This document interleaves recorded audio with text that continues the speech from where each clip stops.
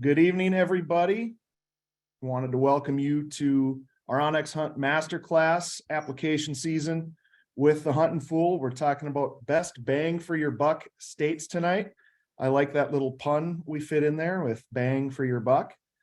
While people are rolling in, just a couple of housekeeping things. Your screens are turned off, your microphones are muted. So if you got noise going on in the background or whatever, don't worry, it's not coming across on our end or anybody else's. There is a Q&A box down along the bottom of your screen that you can pop open. If you have any questions that come up that you want us to answer on the air, drop them in there. We'll do our best to get to as many of those as we can. There's also a chat box down there where if you just want to pop in and say, hey, checking in from Pennsylvania or Michigan or wherever, that's a good spot for that. Don't put questions in there. If you remember, it's just a little bit harder for us to keep track of them in the chat there. So the Q&A box is the spot for the questions. And then stick around towards the end. We're going to have a couple of different giveaway opportunities, one for a pretty sweet hunt. And then also we're going to be giving away some onX swag like we do in all of these master classes. And then with that, I think that's all the housekeeping. I'm going to toss it over to Garth and Austin. Well, welcome, guys. Thanks, everybody, for joining us. We're coming at you live from our Cedar City office in southern Utah, where it's probably not as cold and snowy as Montana, but we are getting some winter weather, so we're excited about that. Going to queue up our shared screen here and get going. Thanks, everybody, for joining. It might not be as cold as Montana, but it's cold enough for me. Cold enough for Garth. Hear that, Chair? Here. All right.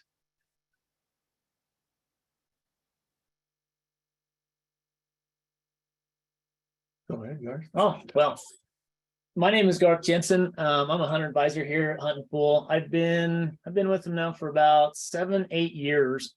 They kind of get blurred together after a while, but this is honestly, this topic we're talking about now is something that I have prescribed to forever. I mean, it just gets to the point where you have to whittle it down at some stage, especially if you have a budget that you're trying to keep to. And there, you can't apply for, I mean, I guess you could apply for every state, but just the ones that make sense where you can cash in and actually get some return on your investment. So, you know, I really like this topic. Yeah, it's a fun time of year. It's exciting around the office. My name's Austin Atkinson. Been here at Huntin Fool for just about 8 years as well. And my favorite part of the job is helping people find more hunts and learn new things, because it's a constantly changing environment. If you're playing in the hunting space, I'm sure all of you know that. So a couple of things tonight we're going to go over is when you look at the country as a whole, or the West, just the Western states, it's tough to know where and how to spend your money. Obviously, if you're like most of us, you can't just apply for everything. You can't just shotgun it and hope for the best, because it gets too expensive. It's too much to manage, right? A lot of us operate under a set hunting budget, whether it's set by ourselves, our job, or our wives. You know, you've got to stay where you're at. So when we look at a state, it's very individualized on if you should apply there or not. But we're going to give you the basics on what we recommend, and hopefully ask the questions that you can turn around and ask yourself or your group of hunting buddies. So we're going to look at costs, draw odds on that state. How long do I have to apply there and invest before I get the return that I'm expecting? Can I do anything with the license besides what I'm applying for? Are there other species? And a big one is bullet point on there is future potential changes. Nothing is staying the same. These states just keep messing with it. Changing every single year. And now more than any time that I can remember, like the first, I don't know, 15, 20 years of those, you know, of at least the infancy stage of those point states when they brought them on, my gads. Now there's so many have-nots and very few haves that they have to adapt to try to encourage people to keep coming. Yep. We'll look at your personal preferences, because that's what a lot of it's going to come down to, and trophy potential. And that doesn't always mean we're just talking about the biggest and the best. That's very personal to what you are looking for in a hunt. So we debated and argued about a lot of these states, saying, what is the best bang for your buck? And we've kind of narrowed it down to, we're going to call them our top 4, and then a few more states beyond that that are other ones to consider. So if you bear with us, we'll go through and hopefully you'll see a state you maybe had a question on, a state you're considering, or maybe you've forgotten about. So first up, number 1 best bang for your buck in the West, Garth, is going to be Wyoming. And that's right now. So just as Austin was alluding to, changes are coming about. Now, they've already taken some changes in there, but not for these species yet. They're discussing it. But for right now, the reason we have Wyoming is number 1, because the opportunity for elk hunt, deer hunt, and antelope hunt for a low number of points, and considering the fact that you don't have to invest a ton of upfront money, like say some of these other states where you're applying and you're paying a hefty hunting license fee every single year just to be included in the draw, that gets expensive, And this, I mean, yes, the elk point is 52, mule deer 41, but add all those up and you're still getting preference points for all those animals. You still have a timeline where there's a preference draw system where you can kind of gauge when you're going to draw that tag. And there's enough good hunts for all 3 of those species, in my opinion, if you're not totally out of the realm in your trophy potential or your expectations. Man, there's good quality hunts for all of those where you can take good mature animals. Yeah, in basically 2 to 5 years, that's going up, but it's still very feasible. Yeah. So if you look at this state, we're putting a cap limit, right? This is life insurance that's term based. So don't just jump into it and say, oh, max is 16 points. I'm going to apply for 16 years, or, well, that max continues to go up. So we're looking at these states as it's going to be a value for you in that time limit. And where it is still a preference draw, you can see light at the end of the tunnel. So a couple of things like Garth pointed out, you could just buy the point, which saves you a bunch of money up front. When you do actually apply for the license, you must front that license fee. So elk, the deadline this year is January 31st. You have to pay the entire license fee up front. Part of that is a non-refundable fee and a $15 species application, but there's no other barrier to entry. No, I mean, they tack on a little convenience fee there that kind of adds a little extra cost to it for doing it online. But in the same sense, like where it is a preference-based system, you can accumulate those points until you have enough to where, it's like, hey, I got a better chance than not of drawing this tag, and then go ahead. And then you can kind of incur some of those upfront fees and mitigate that in the years where you're in limbo and you don't have a really good chance at drawing anyways. That's right. So Wyoming, if it's not on your radar, we're listing it as number 1 best bang for your buck under the current system. Yeah, under the current system, it's great. And I could say this about all these states. When we start going through this, you'll know kind of this, you'll see this theme of we're not ranking these states for trophy, like biggest of the big deer, bulls, like this is just for opportunity to get to go hunting. Get to go for the value, for the cost. Correct. So state number 2, we've got Colorado. Colorado still has a ton of opportunity. And if you're going to play in the draw there, your deadline is the first part of April. And you do have to buy a $94 license, which is a small game license. And that's your qualifying entry into the draw. Outside of that, the application fee is just $10 per species across the board for non-residents. And you can apply. So our best bang for your buck, we're talking elk, mule deer, and antelope. Now, Garth, some questions are coming in. Guys are saying, well, do I have to wait 30 years to draw a Colorado elk tag? Or how do I get these late season mule deer tags? What is your strategy to make the value out of Colorado? Realistically, I mean, everyone was taught when they started the application game through different channels of if you want a good quality bull in Colorado, you have to, there's only about 5 units out there that are capable of producing it. That's not true at all. There is a lot of units out there that I would say that can be drawn in 1 to 5 years that will produce probably as good a bull as those 30-point units are going to do. mean, realistically, we've got some units out there in Colorado that are living off their reputation, that are taking 25 years to draw an archery tag, and you can roll out to a unit over there, in the other part of the state, and draw that tag for 3 to 5 points and shoot just as good a bull, have just as fun a hunt. It all comes down to research and kind of just going through the process. So I guess to answer your question, no, there's a ton of good opportunity for elk in Colorado if you're looking for just a good, solid, mature bull. It's one of my best states. It is what it is. Yep. Now we still have over-the-counter options. If we don't want to play in the draw, we still have some units, archery over the counter, rifle over the counter in October, but that opportunity is probably not going to last forever. It's one of the topics that gets brought up at every commission meeting. It seems like it's just a standing thing there now. And they constantly are discussing how to address over-the-counter archery, non-resident hunting pressure. And realistically, it's not a made-up thing. Like, there is a lot of hunting pressure there from non-residents because it is over-the-counter and there's not a cap. So as many non-residents want to buy it can. And so what they're concerned about is the pressure, the hunting pressure. And even though it is an over-the-counter hunt and you get what you get, they still don't want to diminish the quality of that hunt to the point to where people just have an awful time getting out in the field. So yes, that's a hot button topic right now that they're going over. We could see changes in the future. Realistically, when they go through their big game season structure for 25 through 2025 to 2029, we'll probably see some discussion of maybe even changes to that. But 100% it's worth building points. And there's always this misconception that, oh, if elk is over the counter archery, maybe mule deer is too in Colorado. It's not. It's not. They're going to be in the draw.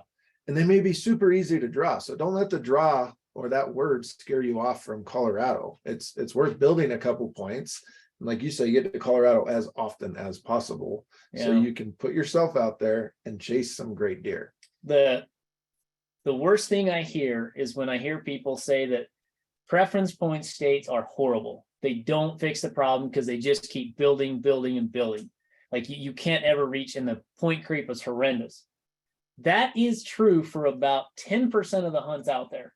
The other maybe 10 to 20, the other 80 to 90% of those hunts actually cycle people through fast enough to where, man, they have hunts that have been taken 1 point, for deer and elk for the last 10, 15 years. Mm-hmm. I've been hunting over there as often as I can in the last 20 something years.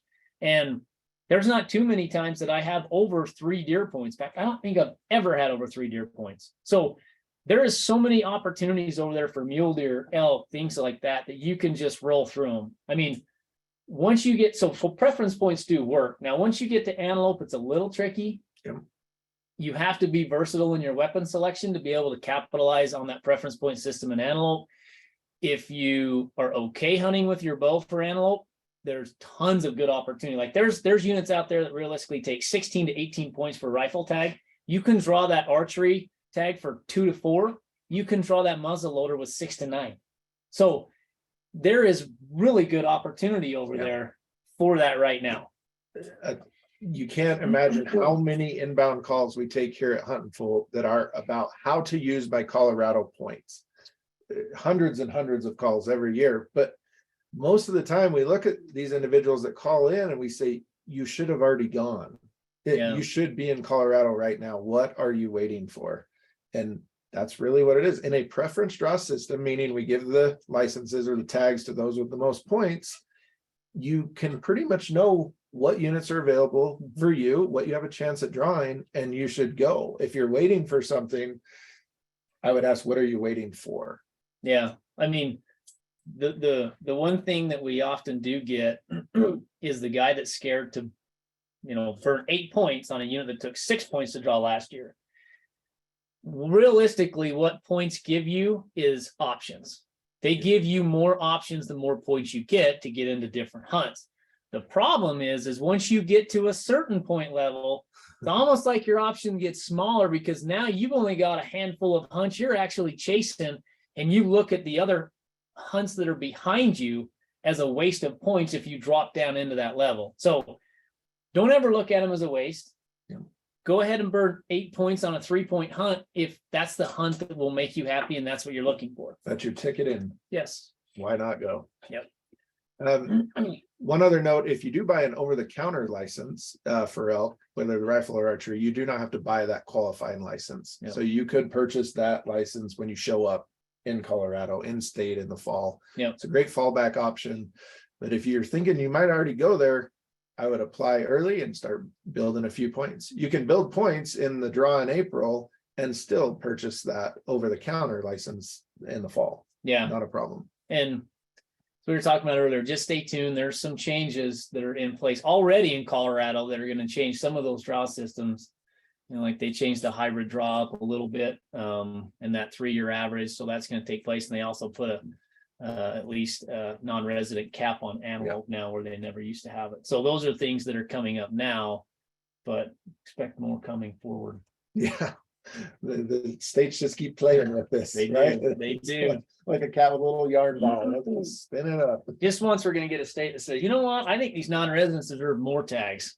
Yeah, I don't think that's going to happen. Not this year.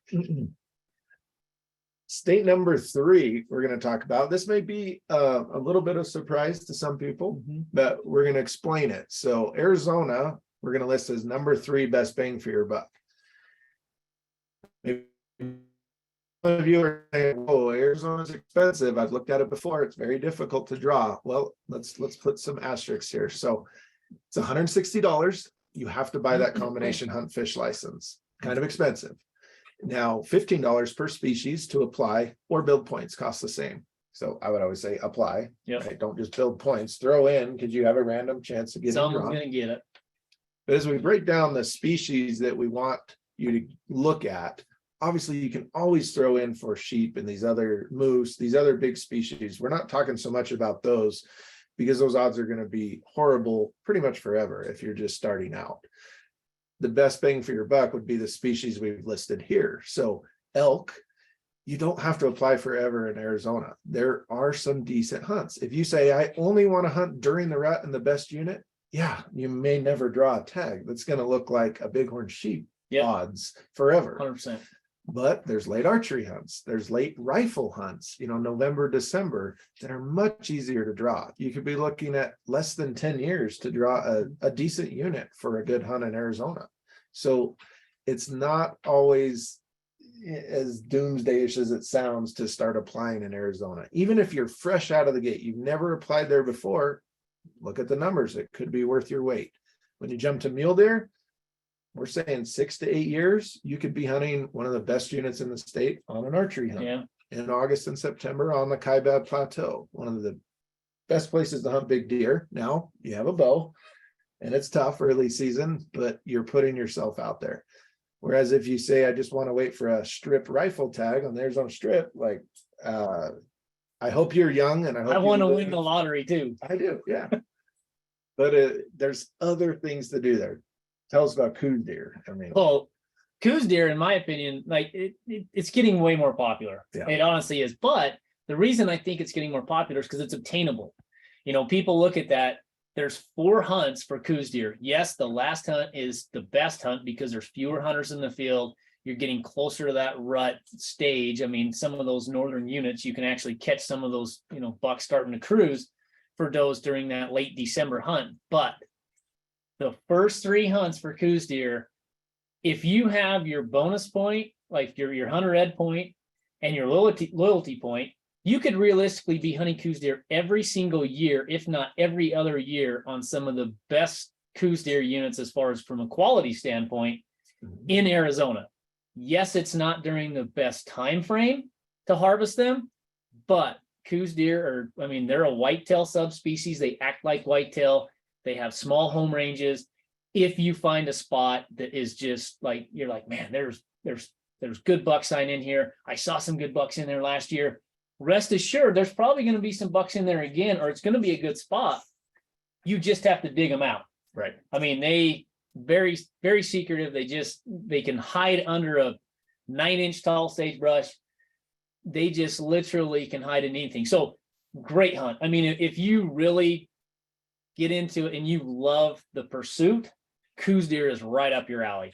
If you want more of a guaranteed type thing to go in there and find a good buck and, try and take it every single year, coos deer might not be your thing. But it's a way to utilize that. So I'm telling guys, build your elk points as you go Mhm. and hunt coos deer every 2 to 3 Yep. years. You're still building elk points, so your $160 license and your app fee is not wasted Yep. because you're going more often. Yep. Then on top of that, you still have the archery deer opportunity. Now they made that a little more difficult this year Yep. because they put a cap on non-resident total tags that can be sold. But most everybody that wanted one and jumped on it December 1st, just a few weeks ago, were able to get the tag. And that's a giant season. August, September archery, December archery, and January archery going on right now. Guys are using that $160 license to hunt every year they want to go. So $300 deer tag and you're in the field. Yeah. And that's one of those hunts that has flown under the radar for so many years. In the last 3 to 4 years has really picked up steam. You're starting to see more and more people take advantage of that. That's why they went to this system they have now where they put a cap on the non-resident and a quota per unit on the deer that can be harvested. So what I would say is if you have if you have any interest in doing that, try and take advantage of it now. I hate to say that because I'm probably going to, just cut my own throat basically, because it's just going to get harder to get. Yeah. But I really think eventually they're probably going to go to a draw at some stage. Maybe not this year, maybe not the next. I'll be honest. I was surprised at how long it took to fill some of those quotas. Yeah. I thought those quotas were pretty small and fairly conservative. But realistically, there's a lot of units down there that still have open coos deer and mule deer. They do, and they're going to be open through the end of January. Yeah. Because They're running out of we're a days. third of the way through. Now, one thing with Arizona, you must have a valid license on the day you apply. So for example, the elk deadline is coming up on Valentine's Day, February 14th, but you have to have a license on that day. So buy one, start it on the 14th. It'll be good for 365 days into next year. And if you decide to go deer hunting, sweet. Yeah. Next year, it'll be good through January. They make it a little difficult to get multiple years out of your license with as many, they got, actually 3 draw deadlines, but yeah, the big ones are, year 2. But definitely consider playing in Arizona. We're ranking that as number 3. And we've got lucky. Garth has got lucky before and drawn a random tag for an early archery hunt because that was one of his choices for elk. So it still can happen. Lightning can strike because this is not a preference draw. Half of the tags are going to go random. So apply, play all the species you can afford at $15 each. It's a good stay. Yeah, the hybrid systems I like the best. Where some of them go to top points, some of them are random. Yep, give everybody a shot. Yep. Number 4, Montana. So Montana, honestly, if you're looking for opportunity just to get out and go hunt, it is one of the better states. I mean, they're a game-rich state. They have good opportunity. It's just like any other state. They're seeing more and more influx from out-of-state hunters that want to come and take advantage of what they have. So that general elk license has got a little bit trickier to draw, but without diving into the weeds of their draw system too much, typically speaking, like that general license, you can get it about every other year, every 3 years, depending on how you play that point game. If you go outfitted, it's every year. You can get it every year. But the one thing I really do like about Montana is I can just build points in that limited entry system for a cheap price at $25. And just until I get up to the number of points, and you can't guarantee because they don't have a preference draw. They have a bonus point system where they just give you extra chances in the draw. But once you can get up to a certain point level for a fair number of these elk units, especially since they dropped a nuke on there and flew them all up into different units now. Yeah. But there's a lot of different units out there that you can draw or have at least a better chance than not at drawing at 2 to 5 points. That's true. I think because of the messy apply for the general, then we'll throw you in the draw. Right. Like you say, just build some bonus points on the side and then jump into the elk draw. Unless you just want to go general and hunt, which there's plenty of units you can just hunt with a general license. which is equivalent to an over-the-counter license for a resident, but for a non-resident, you have to jump through the hoop of the draw. It'll be April 1st when you have to do that. Yeah. And honestly, mule deer, just to build points for any limited entry mule deer hunt, it's not in the cards for me. I would say there's way better opportunity for just your general mule deer combo tag. I mean, you have tons of country you can hunt up in there, either through block management or public land, even on the eastern side. And they've been taking some really nice bucks. I mean, we have a number of hunt advisors here from Montana, and they go back there every single year and take good bucks. That's true. And same thing with antelope is very similar, pretty easy to draw archery licenses if you want to do that, and some rifle units, 2 to 5 points. It's kind of like, if I'm doing the other species, I need to look at all three of these and consider if it's right for me. I remember when I think Montana was one of the first ones where when I looked at it, I was like, $1,200? You gotta be kidding me. They're charging how much for that for non-resident? And now it's like, it's $1,200 for a combo tag. That's not bad.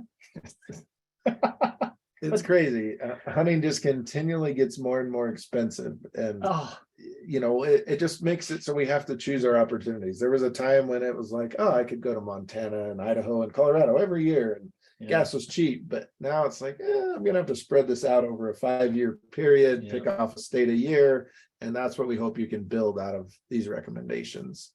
So that's our number 4 pick on best bang for your buck.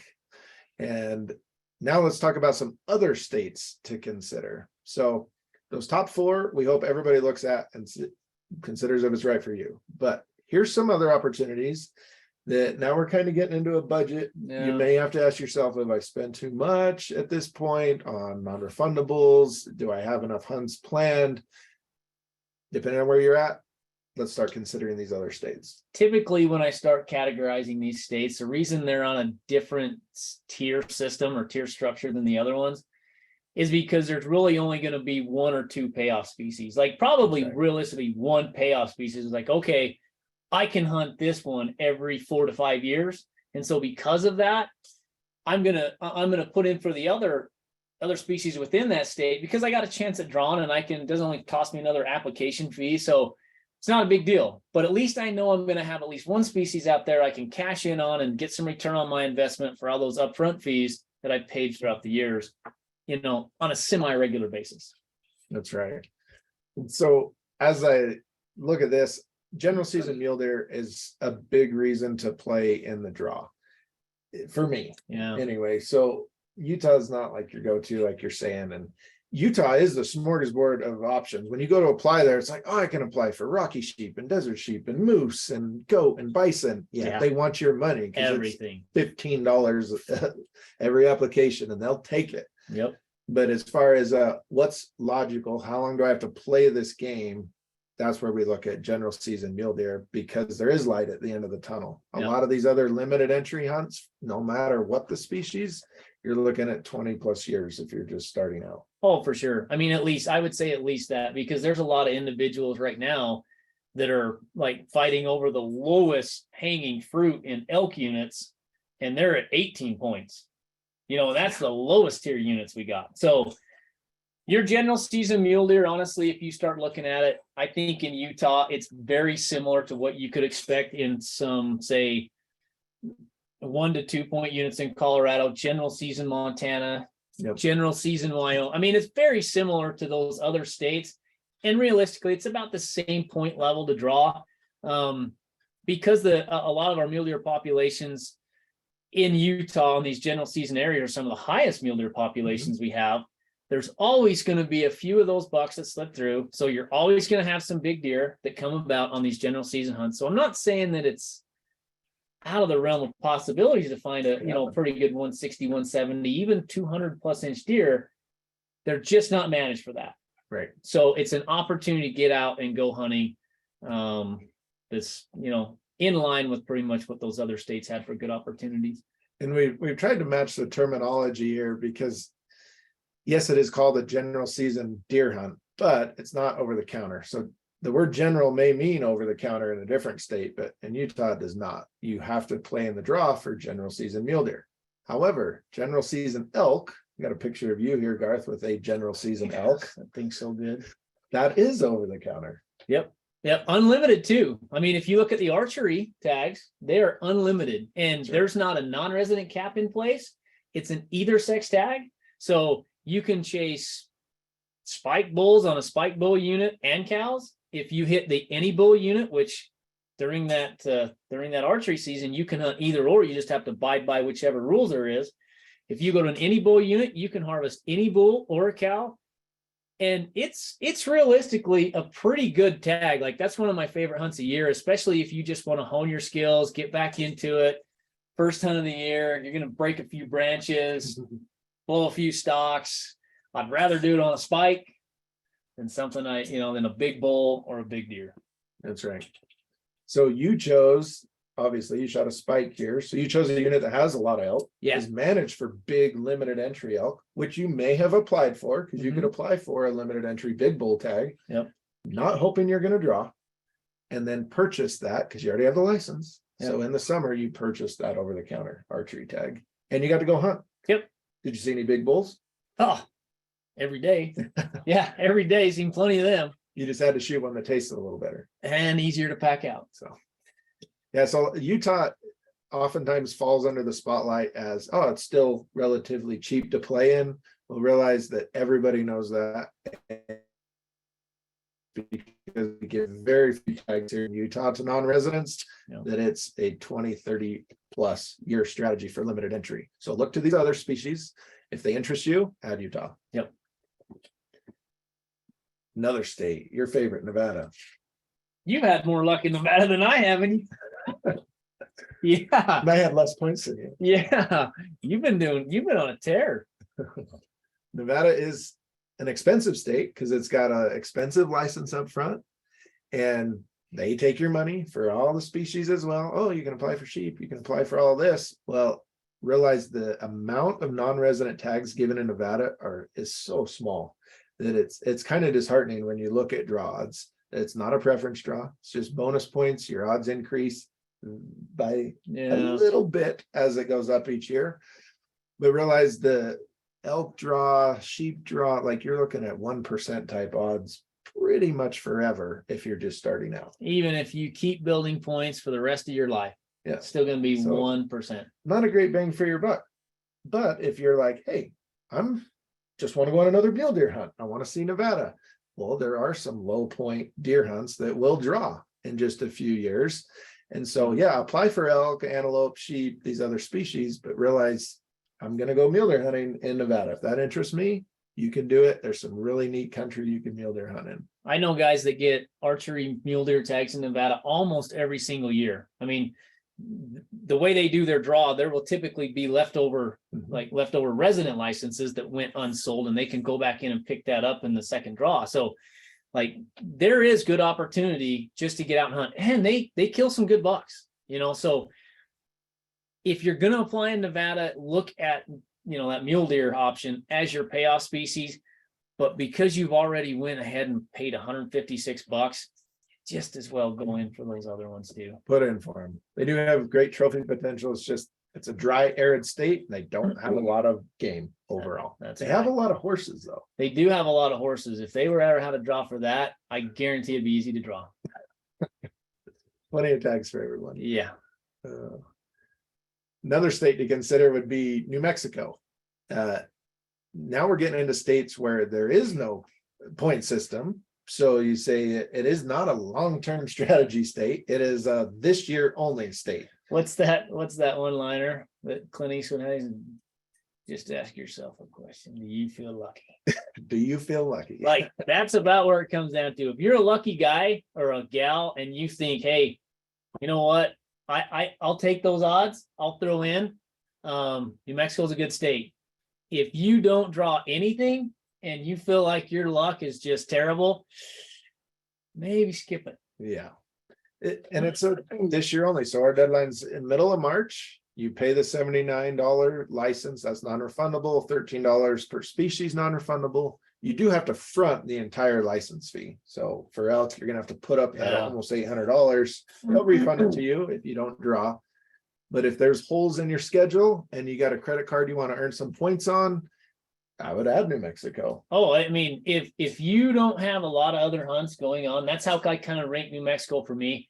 If I have some guaranteed hunts that I already know I'm going on, I apply for just only the top like species or the top hunts in the state, Yep. hardest to draw. So if I get it, I'm getting a great one. But I got the same odds as everybody else.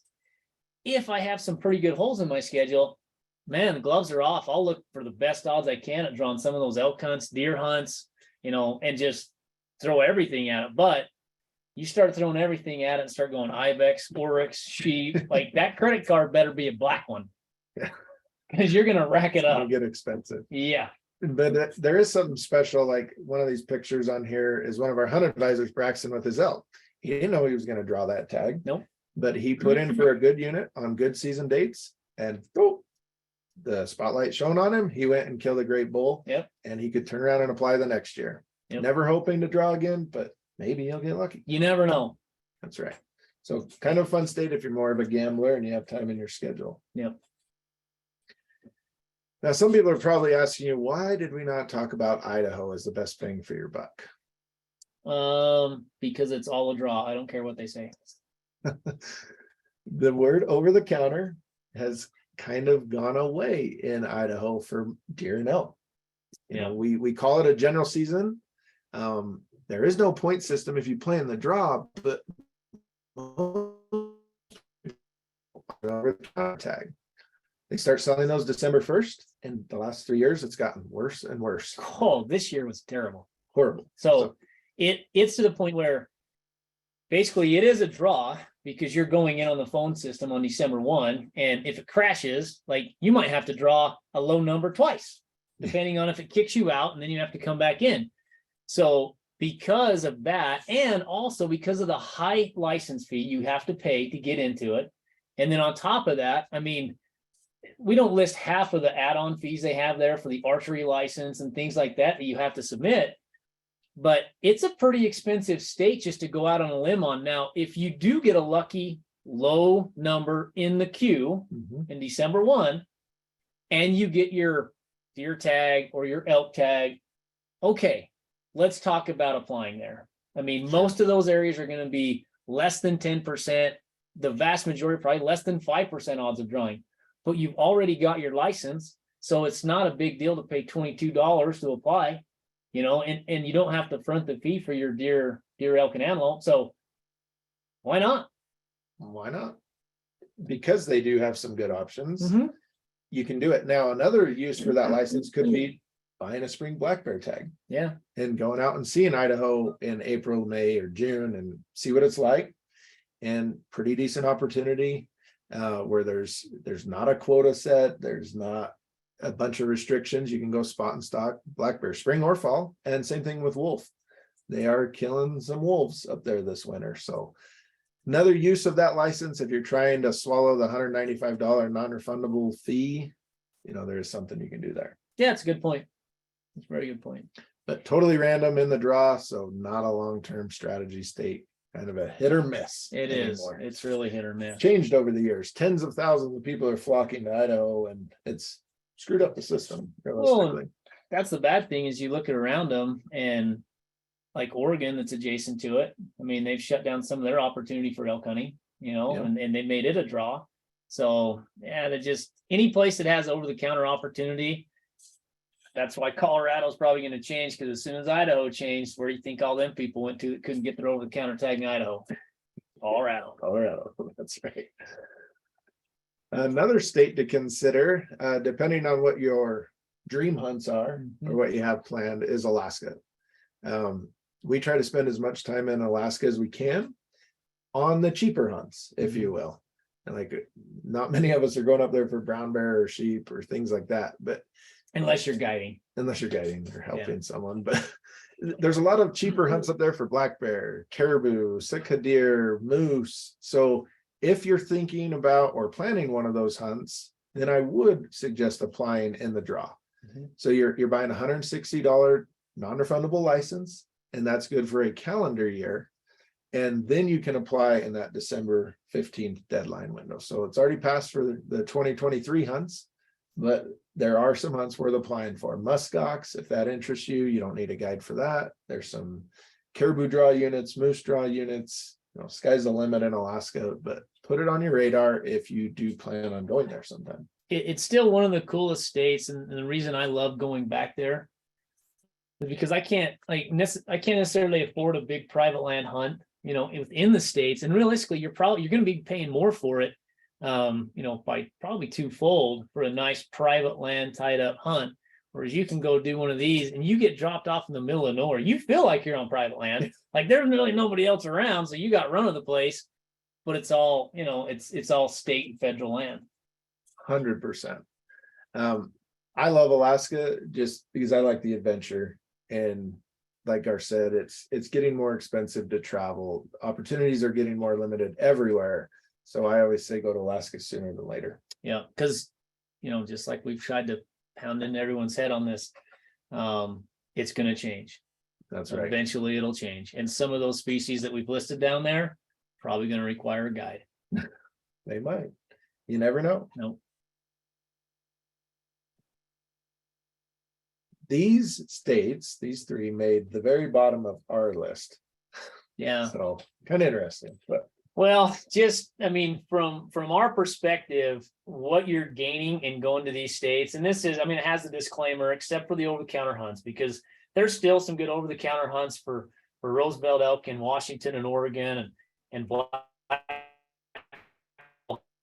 good hunts.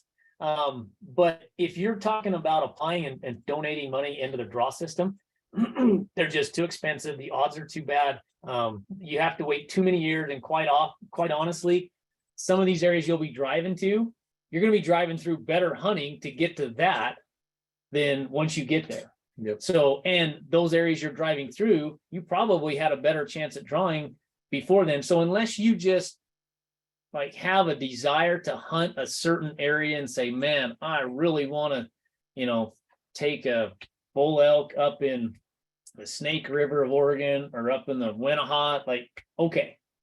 But other than that, I would stay away. you'd stay away. Now at the top we put, unless you're looking at over-the-counter hunts. California has some great over-the-counter deer, black bear hunts. Yeah, they do. Washington and Oregon still have some sweet over-the-counter options, especially archery. Mm-hmm.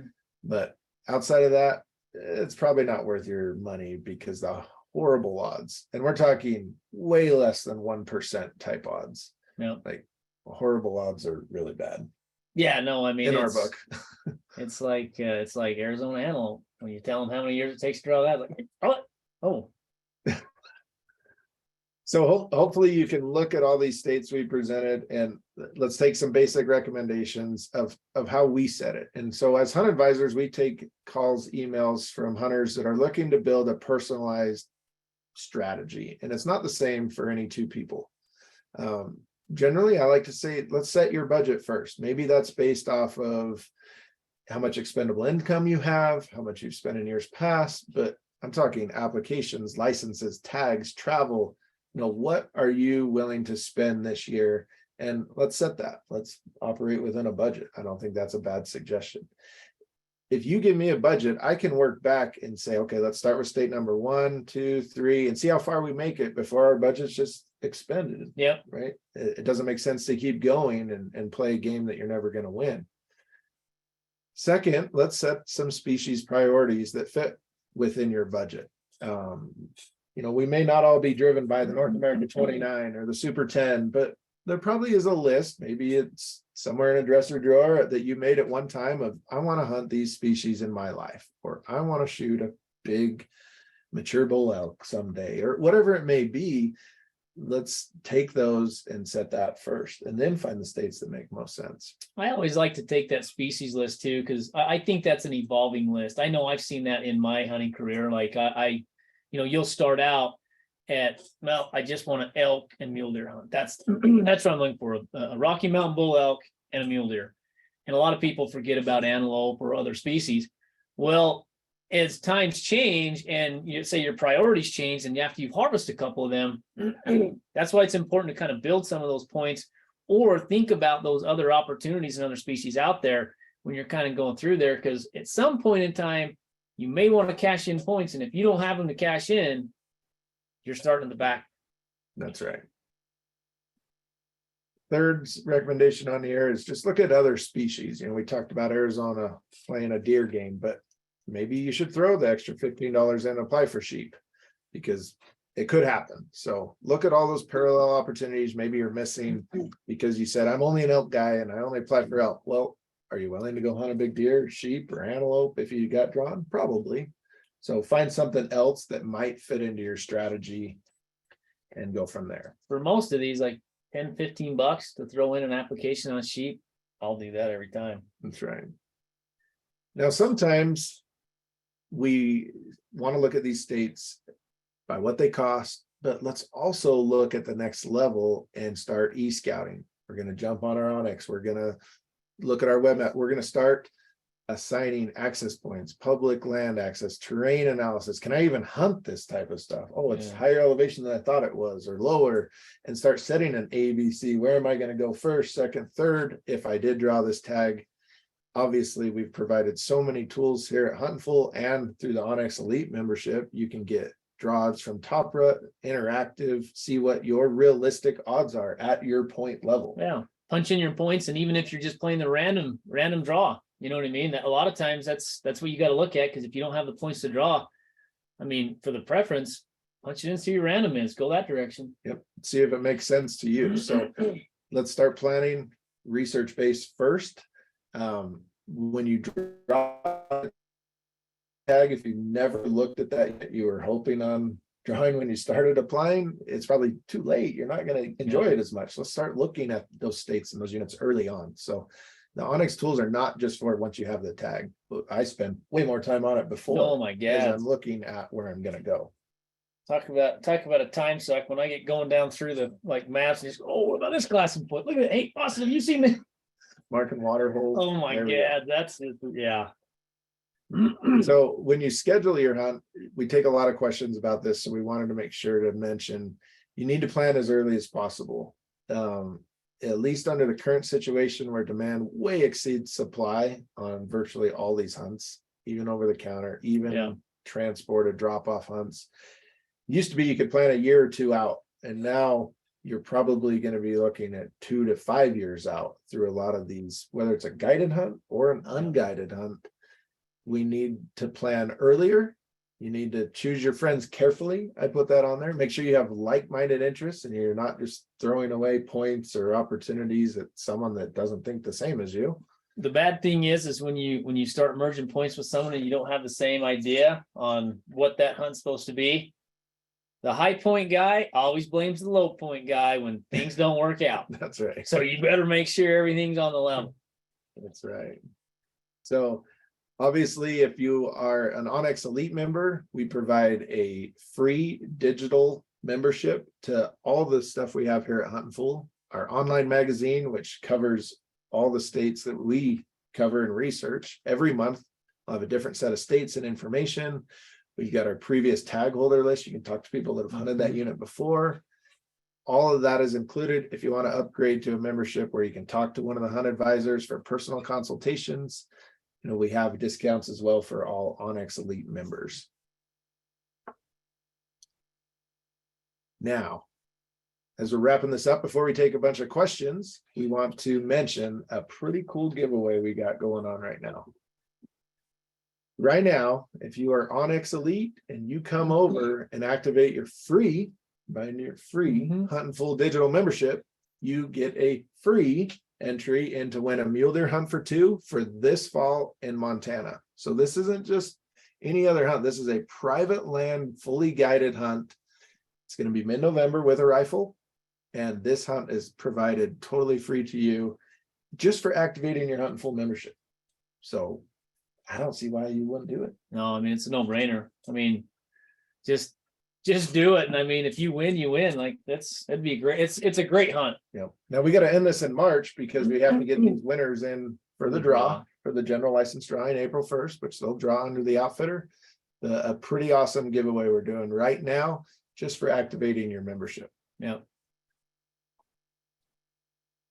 And I did want to mention while we're on the subject of Montana, there were a few questions in there about the Montana draw.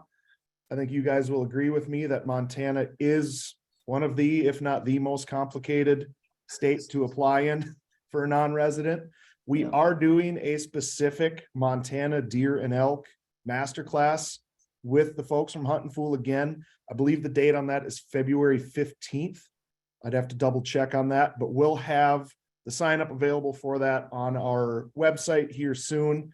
And we'll be emailing folks about that. So if you have questions about Montana, that's going to be your opportunity to really kind of get into the nitty gritty on the Montana draw here coming up in about a month.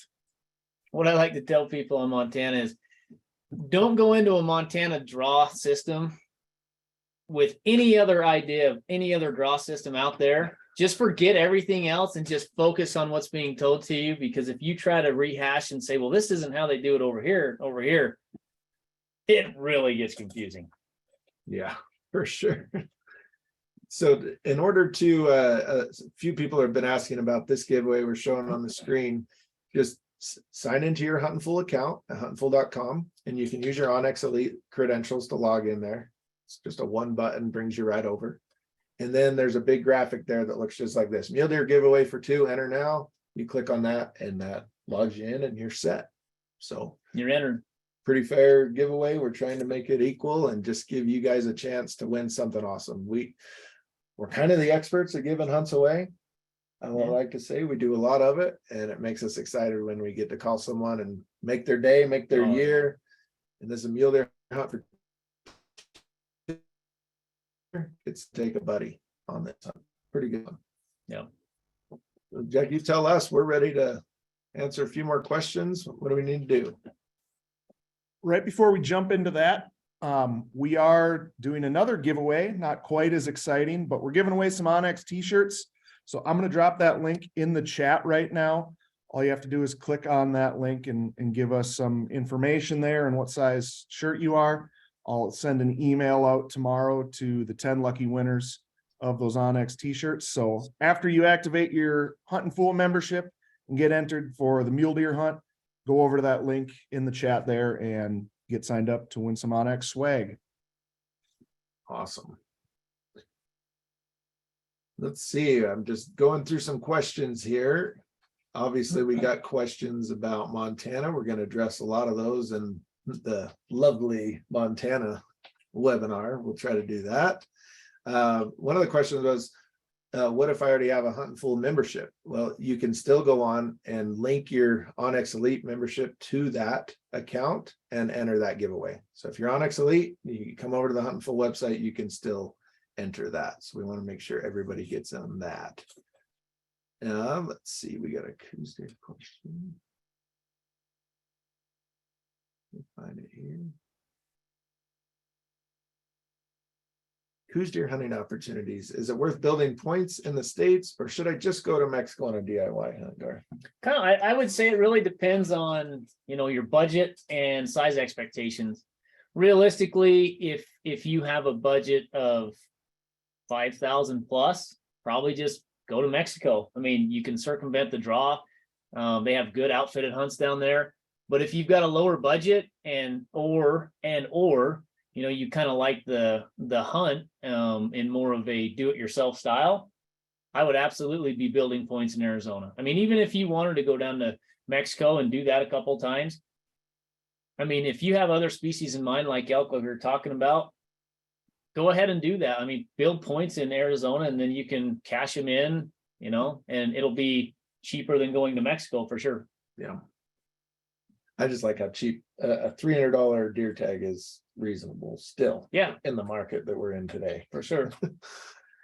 Another question, Garth, northwest corner of Colorado, where the big elk are. Should I save a zillion points? What if I just want to put in and wait till I'm super old and draw that tag? Is that even feasible? Nope.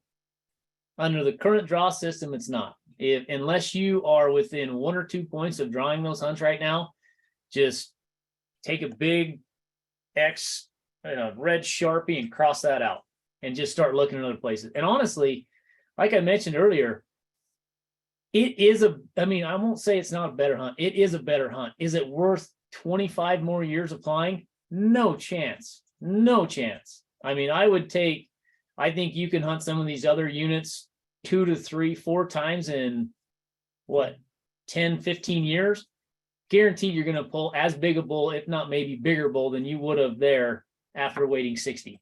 Yeah. I mean, it's realistically, you have no shot of ever drawing that the way they run their draw if you're starting from zero right now. It's just sad. No, by the time you get there, they may change the system. They may change the game. And I feel bad for these guys that have applied for so many years when they start changing the systems, but what do you do? Realistically, that's one problem with some of the states right now is you've got so many big point holders. I don't want to say you're holding them hostage, but you've got so many of these guys that have been waiting 25, 30 plus years to draw that tag, that hunt, that the state can't change the way they do things in there, because that's why that person has been doing that and putting in for that many years. It's a tough road. For sure. Here's a good question, Garth. We've got one about Wyoming. Wyoming's a hot topic because people are applying for elk right now. What's the difference between special and regular? And what does that look like possibly for next year? Well, realistically, special and regular, the only difference is the price, right? I mean, there is a difference in, like, it's 40% of the tags go in the special, 60% go in the regular. So there is a different quota in there. But realistically, once you get the tag, the only difference is how much you paid for the tag. Tag's the same. You don't get any benefits from drawing the special as you would of the regular. So outside of the price, realistically, nothing. And anymore,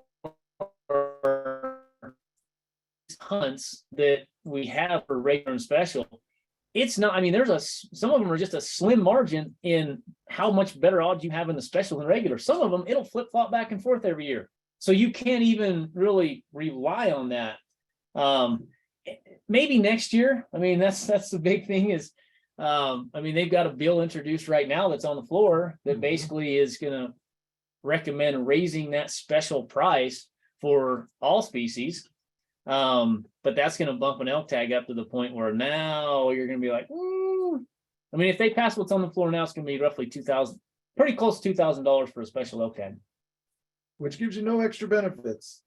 None. In the end, in the field, it's just an elk tag, but it was hopefully easier to draw. So anyone looking at that, just remember, you might be saying, well, that doesn't affect me. I apply in the regular.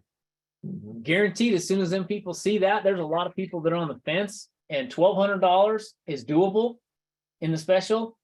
$2,000 is not. They're going directly into that pool that you've been applying for. So regular is going to get harder to draw. For sure.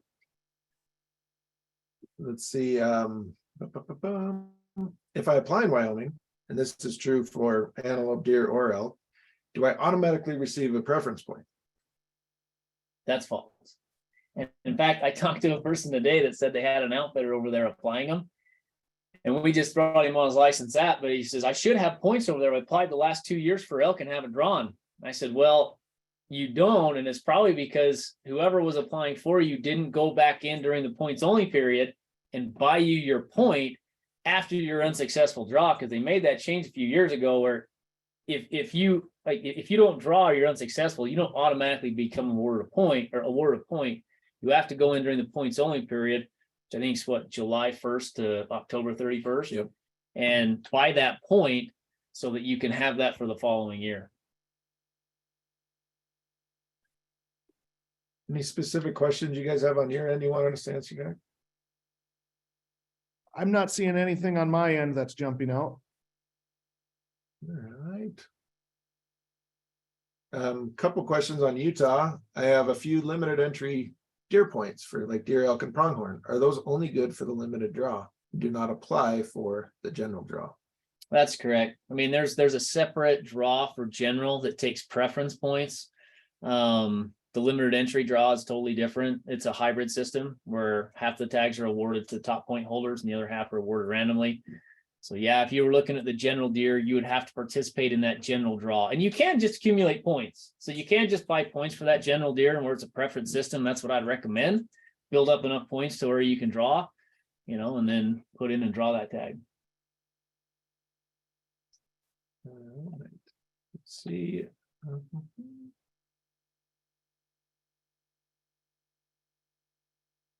can you discuss a little bit about your hunt consultation process and the benefit of joining?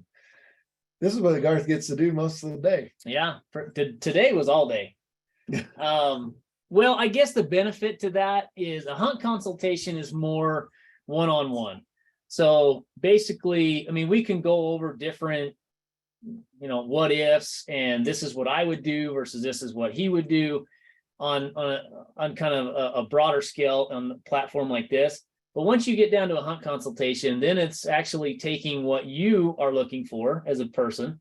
This is what my goals are. This is what realistically I would like to hunt in the next 5 to 10 years. This is my budget. And what do you recommend? What state should I be looking at? And the first initial one, that's the thing, is before you get a few points, like basically it's going to be, well, these states are the ones that you're going to want to apply for and start building points in. And for this reason, once you get X amount of points or build up to this level, we can start discussing what units might fit what you're looking for at that stage of your career.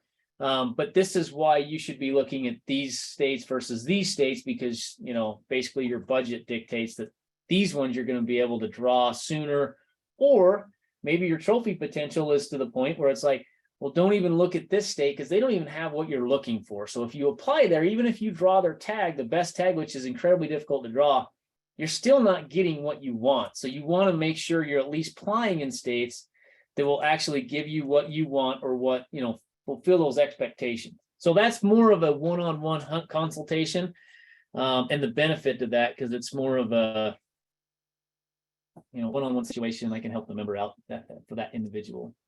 And I think it's important to remember that each state is so different. Like, I'm seeing quite a few questions that are like, do I lose my points when I draw a tag? Well, generally, yes, but depends on the state. Some states, if you draw your second or third choice, you retain your points. So we try to break this down as one state at a time. And if you're interested in that state, if we gave you some information on that state tonight, you go to that correlating digital magazine, check your digital membership, go to that issue, and you can read all about that. We break it down in Cliff Notes versions, if you will, of how you can apply on your own. If the process is just too messy and you want Huntin Fool to do it for you, we have a full service team that can just take all your applications, get your goals, take your credit card number, and we'll apply for you, and you can forget about it. Realistically, I hate to say this, but we're almost like the accountants of the hunting world, because the draw systems are so incredibly dynamic and hard to understand, and there's different nuances for each state and things like you were talking about. To try and understand all of it, it is a lot. I mean, there's a huge undertaking there. So, like I say, like accountants kind of go in, research all the different changes, make sure you're still on board, make sure that this is still the way it is, that's still the way it is, and this is the new change we have to look for coming up, so we can stay on top of that stuff. I mean, if it was simple, I might not have a job. That's right. One last question I think I'd like to answer is, should I start applying for moose and bighorn sheep? And the simple answer is, if you can afford it.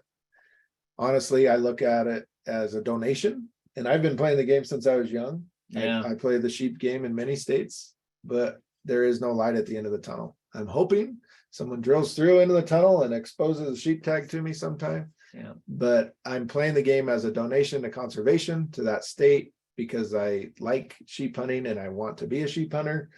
But I do not apply in those states thinking I'll play long enough and I'll get it because I deserve it, because there's too many people playing this game. So let's look at all these other species we can hunt in the meantime, throw in for those where your budget allows, but it's too late to start a long-term strategy for sheep or moose in these Western states. Yeah, the resource just isn't there to supply the demand for them, unfortunately. Yeah. Anything else? Yeah, Jessica on the computer, filling questions. Anything else you see, Garth, we need to answer tonight, Jack? I think that's a good spot for us to wrap up for tonight. I did see a bunch of questions about entering the mule deer hunt, the giveaway. I will give a plug for our customer support team here at onX. They can help walk you through that as well. So don't be afraid to email help@onxmaps.com. If you weren't able to get the link or get signed up there, there's still plenty of time to enter. So we're happy to walk you through that. Make sure you enter the t-shirt giveaway tonight. Entries close at midnight. I'll send you an email tomorrow, and then be on the lookout for our next masterclass dealing with all things Montana deer and elk coming up in about a month. With that, I want to thank you gentlemen for guiding us through tonight, and looking forward to the next one. Thank you, guys. Our pleasure.